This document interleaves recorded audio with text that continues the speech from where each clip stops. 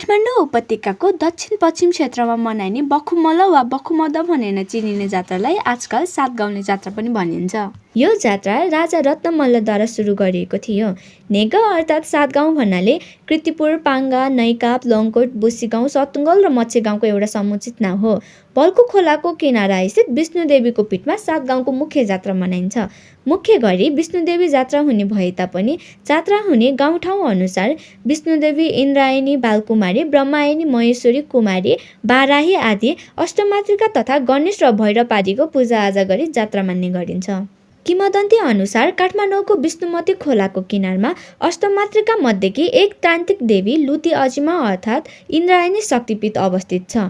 उक्त पीठमा बाला चतुर्दशीको दिन यज्ञ, हवन, पूजाआजामा परेवा, भँगेरा, सर्प, माछा र फट्याङ्ग्रा आदिको पञ्चबली चढाउनु पर्ने प्रथा थियो।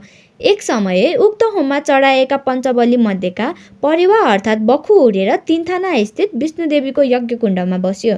त्यो परेवा हवन कुण्डमा बस्ने बित्तिकै दीप प्रज्वलित भएर परेवा अलप हुन पुगेको भन्ने भनाइ पाइन्छ।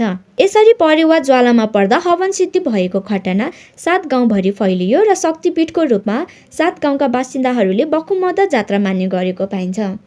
जात्राको पहिलो दिन छोइल्बो र दोस्रो दिन मुया मनाइन्छ भने तेस्रो दिन सिन्दुर जात्रा अर्थात् सिना जात्रा मनाइन्छ। सिना जात्राको लागि पूजाआजा गरी गाउँ परिक्रमा गराई विष्णुदेवीको पीठमा लगिन्छ। सातगाउँको जात्रा भए तापनि सिना जात्राको दिन मच्छेगाउँ र सतुङ्गलबाट विष्णुदेवीको खट, लोङ्गोट र बोसीगाउँबाट भैरवको प्रतिमूर्ति र नैकाप गरी 5 गाउँको देवी देवताहरू मात्र विष्णुदेवीको पीठमा पुर्याइन्छ। सतुङ्गलको खट विष्णुदेवी नपुगेसम्म अरू ठाउँको खट लग्न पाइँदैन, किनभने यस सम्बन्धमा एउटा रोचक भनाइ रहेको छ। बखु विष्णुदेवीको सन्तानको रूपमा रहेको मच्छेगाउँ र सतुङ्गलकी 2 छोरी बोसीगाउँ र लोङ्गोटको भैरवनाथ रहेको छ। लोङ्गोट र बोसीगाउँको भैरवनाथ एउटै हुन्। लोङ्गोटबाट बोसीगाउँ छुटिएर जाँदा बोसीगाउँकाले पनि सोही भैरवको प्रतिमूर्ति स्थापना गरेर जात्रा गर्ने गरेको भनाइ छ।